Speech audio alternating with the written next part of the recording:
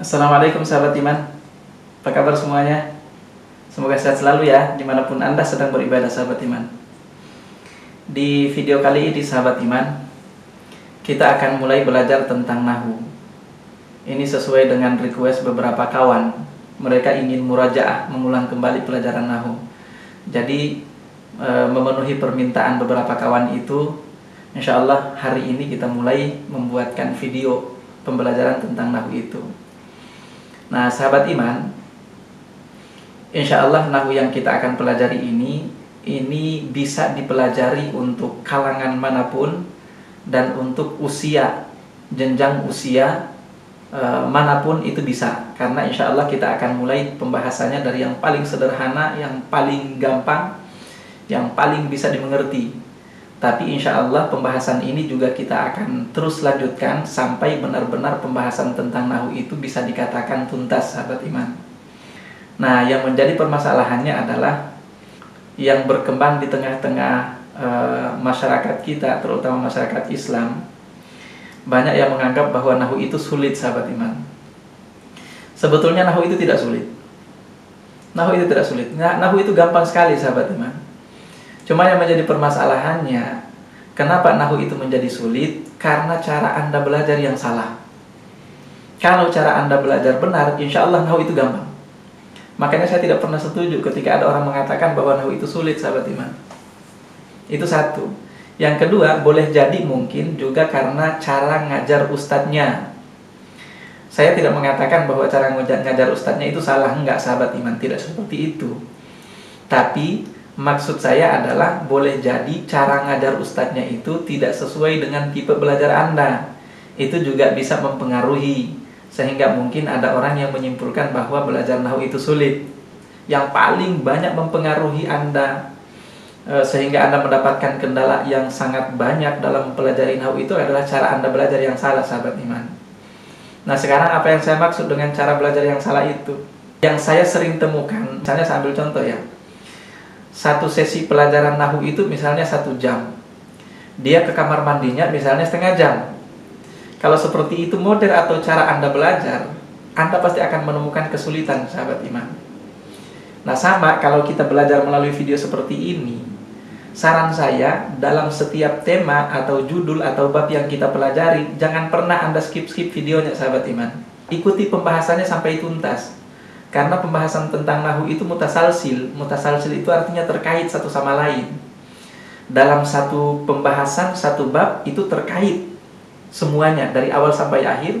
Dan antara satu bab dengan bab yang lain itu juga terkait. Makanya bagi Anda yang ingin memang benar-benar menguasai ilmu Nahwu, Anda bisa belajar melalui video ini. Dan saran saya ikuti semua pembahasan atau semua videonya, semua bab yang ada. Contoh ya, seharusnya sebelum Anda mempelajari posisi ism atau kata benda dalam kalimat, Anda mempelajari dulu bab tentang alamatul ism, tanda-tanda ism. Tapi kemudian Anda melewatkan bab tentang tanda-tanda ism. Bab pengertian ism Anda belajar, pengertian ism Anda belajar. Lalu bab yang selanjutnya alamatul ism Anda tidak pelajari. Tapi kemudian Anda langsung belajar misalnya posisi ism dalam kalimat, posisi kata benda dalam kalimat misalnya. Otomatis Anda akan mendapatkan kendala kalau cara belajarnya seperti itu. Nah ini yang banyak menjadikan teman-teman dapat kendala yang luar biasa, sehingga kemudian menyimpulkan bahwa belajar Nahwu itu sulit. Ini yang pertama yang ingin saya sampaikan di muqaddimah pembahasan kita tentang Nahwu ini. Lalu yang kedua sahabat iman, belajar Nahwu itu sangat penting dalam Islam, terutama bagi kita kaum muslimin ya. Orang-orang Islam itu adalah orang-orang yang punya panduan dalam beragama. Panduannya dua, Al-Quran dan Al-Hadis. Dua-duanya berbahasa Arab. Nah Anda tidak akan pernah bisa memahami tentang Islam dengan pemahaman yang sempurna kalau Anda tidak paham bahasa Arab. Dan Anda tidak akan pernah memahami bahasa Arab secara sempurna kalau Anda tidak memahami ilmu Nahwu. Jadi di situ letak pentingnya ilmu Nahwu sahabat iman. Ya, mudah-mudahan pengantar ini bisa menjadikan kita semakin terbuka, menjadikan kita semakin paham tentang bagaimana seharusnya kita belajar nahu dan tentang seberapa pentingnya kita umat Islam ini mempelajari ilmu nahu itu. Nah, sahabat iman, belajar tentang nahu itu berbeda dengan shorof. Jadi antara nahu dengan shorof itu berbeda, sahabat iman. Nahu ya. Yang kedua ada namanya shorof. Ini dua-duanya mempelajari tentang kaidah dalam bahasa Arab. Tapi perbedaannya adalah kalau nahu ini pembahasannya adalah tentang posisi kata dalam kalimat.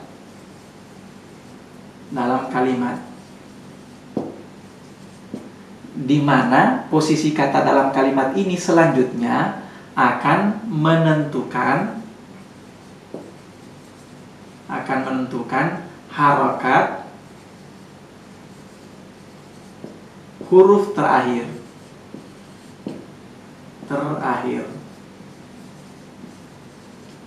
Itu pembahasan tentang nahu, sahabat iman. Jadi nahu itu membahas tentang posisi satu kata, satu kosakata dalam kalimat, di mana posisi kosakata dalam kalimat itu akan menentukan harokat huruf terakhirnya. Itu tentang nahu. Adapun tentang shorof itu dia belajar tentang perubahan dari satu kosakata ke kosakata yang lain. Perubahan dari satu kata ke kata yang lain. Itu perbedaan antara pembahasan tentang nahu dan shorof, sahabat iman. Meskipun sebetulnya antara dua disiplin ilmu ini juga sangat terkait erat. Artinya nahu membutuhkan shorof, ya, terutama nahu membutuhkan shorof. Shorof juga membutuhkan nahu sebetulnya. Cuman yang paling banyak itu nahu yang membutuhkan shorof, ya. Jadi di video kita ini insya Allah kita hanya akan fokus ke nahu, ya. Kita hanya akan fokus ke nahu, tidak membahas tentang shorof kecuali hal-hal yang memang dibutuhkan. Kecuali pembahasan tentang shorof yang memang dibutuhkan di dalam pembahasan kita di ilmu nahu nanti. Nanti kita akan ambil apa yang dibutuhkan saja. Nah, sahabat iman, membedakan antara dua ini bagaimana caranya? Misalnya saya ambil kata masjid. Masjid,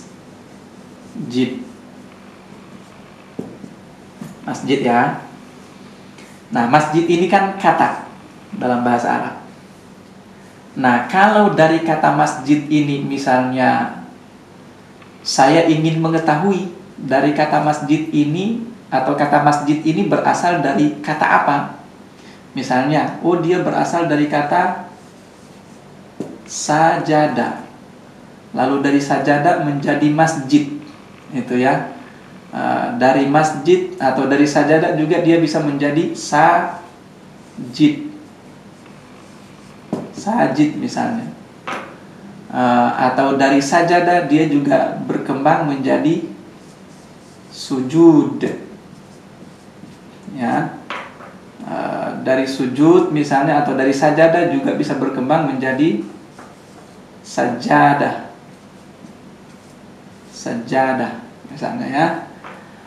Nah, perubahan dari kata sajadah ke masjid, dari kata sajadah ke sajid, dari kata sajadah ke sujud, dari kata sajadah ke sajadah, ini ilmu tentang shorof. Ini pembahasannya ada di shorof, sahabat iman. Nah, bagaimana dengan nahu? Kalau nahu itu kata masjid ini atau kata sajadah ini atau kata sajidun ini atau kata sujudun ini atau kata sajadah ini diambil satu lalu diletakkan dalam kalimat untuk menentukan harokatnya apa, ya, untuk menentukan harokatnya apa.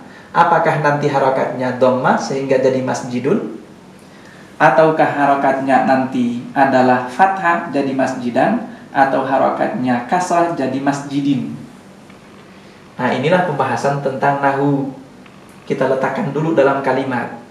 Kita letakkan dulu dalam kalimat, lalu dalam kalimat kita tentukan harokat huruf terakhirnya apa. Itu perbedaan antara shorof dengan nahu.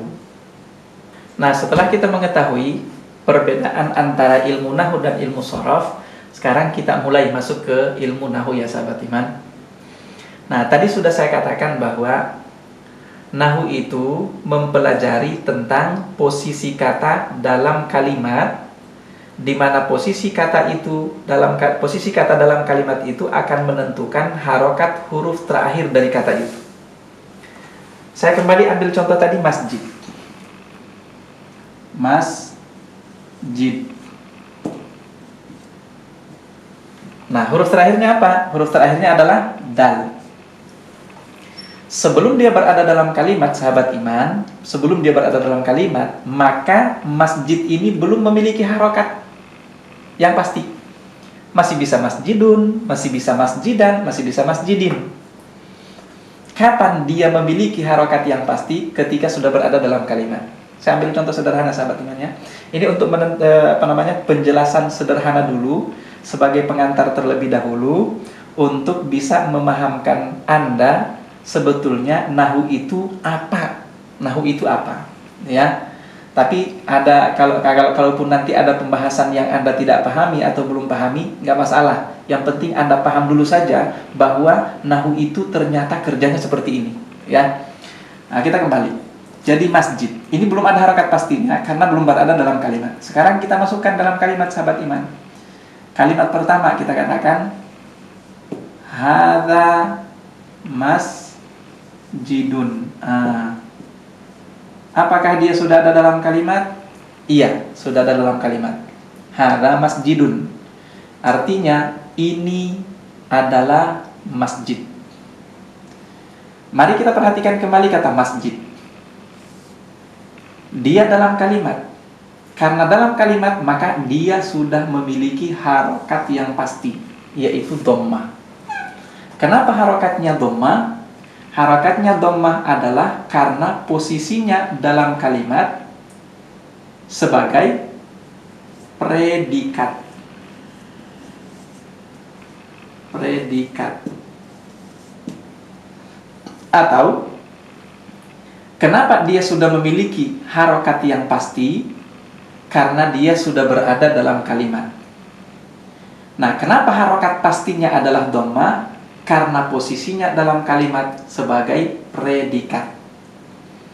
Predikat dalam kalimat biasanya menggunakan harokat dhammah. Mudah-mudahan bisa dipahami sahabat iman. Ini contoh pertama. Lalu contoh yang kedua, misalnya saya katakan banaitu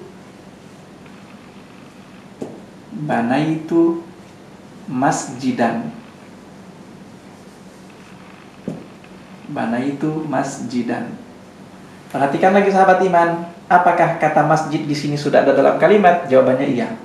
Dia sudah ada dalam kalimat. Karena sudah ada dalam kalimat, maka otomatis dia memiliki harokat yang pasti, yaitu fathah. Nah, kenapa dia harokatnya adalah fathah? Jawabannya karena posisinya dalam kalimat sebagai objek. Sebagai objek. Objek dalam bahasa Arab biasanya menggunakan harokat fathah. Itu yang perlu diingat. Nah, nanti predikat itu bahasa Arabnya apa? Atau bahasa nahunya apa? Objek itu bahasa nahunya apa? Nah, nanti itu akan menjadi pembahasan berikutnya sahabat iman ya. Nah, selanjutnya kita ambil contoh yang ketiga. Kita ambil contoh yang ketiga misalnya. Dakhaltu ila masjidin. Dakhaltu ila masjidin.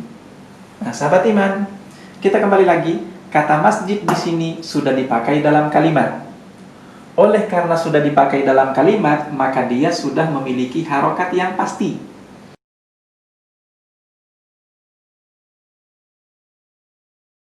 Karena posisinya dalam kalimat didahului didahului oleh ila. Semua yang didahului oleh ila dalam bahasa Arab biasanya harokatnya adalah dhammah harokatnya adalah kasrah pada umumnya. Ya, pada umumnya harokatnya adalah kasrah. Nah, misalnya ya, kita ambil contoh kalau dalam Al-Qur'an Allah Subhanahu wa taala berfirman, misalnya ketika Allah mengatakan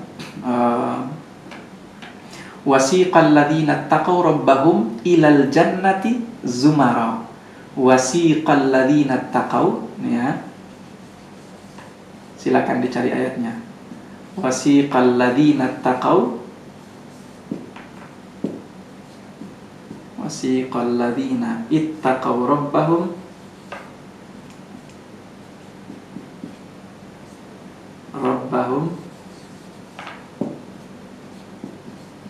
ilal jannati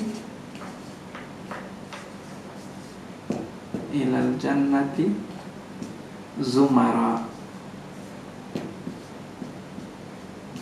Nah, perhatikan sahabat iman. Yang sama dengan ini yang mana? Yang sama dengan ini tadi saya katakan didahului oleh ila. Yang sama dengan ini yaitu didahului oleh ila, yaitu kata nih al-jannati. Didahului oleh ila. Nah, ini yang saya katakan tadi. Dalam kalimat bahasa Arab, kata yang didahului oleh ila biasanya dia berharokat kasrah. Nah, itulah pembahasan tentang nahwu. Mudah-mudahan bisa dipahami ya. Kalau sampai di sini belum dipahami, nggak apa-apa sahabat iman. Tidak masalah. Tinggalkan saja. Karena yang perlu Anda pahami di sini bukan predikat itu apa, objek itu apa, didahului oleh itu apa. Bukan seperti itu yang harus Anda pahami di sini.